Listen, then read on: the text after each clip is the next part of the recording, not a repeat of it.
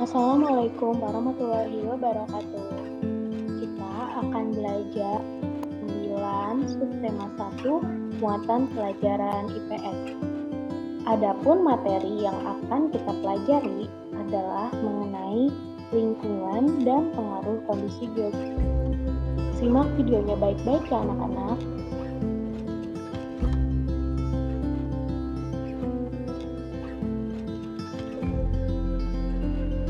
Lingkungan mempengaruhi aktivitas manusia karena manusia senantiasa beradaptasi dengan lingkungan dalam memenuhi kebutuhannya. Fungsi lingkungan bagi manusia yaitu yang pertama sebagai tempat tinggal, yang kedua fungsi lingkungan bagi manusia yaitu sebagai tempat hidup dan mencari makan, yang ketiga sebagai tempat berlangsungnya aktivitas atau bekerja. Selain bermanfaat bagi manusia, lingkungan juga bermanfaat bagi tumbuhan dan hewan. Makhluk hidup memerlukan lingkungan untuk bertahan hidup. Berdasarkan materi lingkungan terbagi menjadi 2 jenis, yaitu lingkungan abiotik dan lingkungan biotik.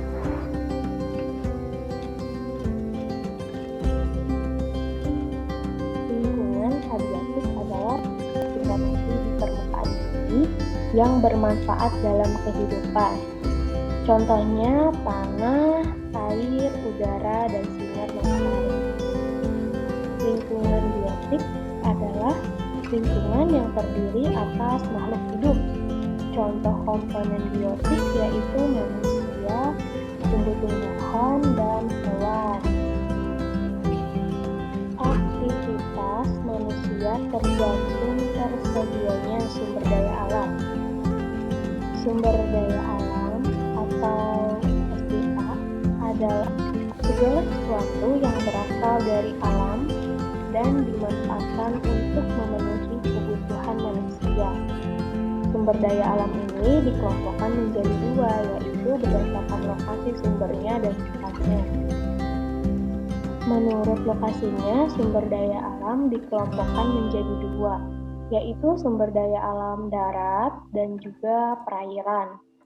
Kemudian, menurut sifatnya, sumber daya alam dikelompokkan menjadi sumber daya alam yang dapat diperbaharui dan sumber daya alam yang tidak dapat diperbaharui. Mengidentifikasi kegiatan ekonomi berdasarkan ketersediaan sumber daya alam. Kegiatan ekonomi yang dilakukan masyarakat sangat berpengaruh pada sumber daya alam yang terdapat di lingkungan. Ada yang dilakukan di dataran rendah, dataran tinggi, sungai, pantai, dan juga laut. Perbedaan kegiatan ekonomi masyarakat berdasarkan kondisi atau letak tempat tinggalnya.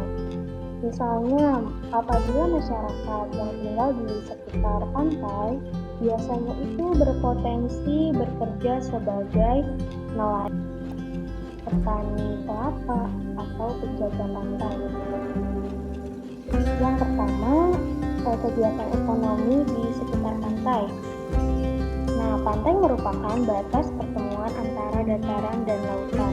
Sumber daya alam yang ada di pantai, misalnya kepiting, ubur-ubur, cumi-cumi, dan garam. Oleh karena itu, kegiatan ekonomi yang ada di pantai biasanya adalah nelayan. Yang kedua, laut. Laut adalah kumpulan air asin dalam jumlah banyak dan luas yang menutupi permukaan bumi. Sumber daya alam yang ada di laut antara lain ikan, mutiara, kerang, dan rumput laut. Yang ketiga adalah sungai. Sungai yaitu aliran air yang besar dan terbentuk secara alami. Sumber daya alam yang terdapat di sungai antara lain ikan, udang, belut. Ada juga yang memanfaatkan sungai sebagai sumber pengairan bagi pertanian. Kemudian ada juga yang memanfaatkan sungai sebagai jalur transportasi dan pasar terapung. Kegiatan ekonomi masyarakat sekitar sungai seperti menangkap ikan, pedagang, dan jasa transportasi. Yang keempat, dataran tinggi. Dataran tinggi merupakan dataran yang memiliki ketinggian lebih dari 400 meter di atas permukaan air laut. Contoh, sumber daya alam dataran tinggi antara lain kol, kentang, teh, dan apel. Dataran tinggi baik penanam sayuran dan buah-buahan. Selain itu bisa juga sebagai tempat wisata. Kegiatan ekonomi masyarakat di dataran tinggi antara lain pertanian, peternakan, objek wisata, jasa penginapan, dan jasa pemandu wisata.